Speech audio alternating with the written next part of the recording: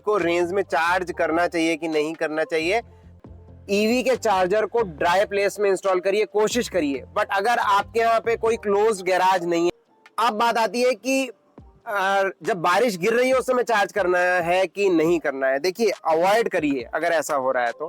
But मान लीजिए कि आपने चार्जिंग में लगाया हुआ है व्हीकल को और बारिश गिरनी स्टार्ट हो गई, तो वहां पे मैंने चार्जिंग के लिए लगा दिया था, और चार्जिंग में जब मैंने लगाया तो रेन होने लगी उसके बाद, और वो पूरी अच्छी तेज रेन हुई है और उसमें वो चार्ज हुआ है।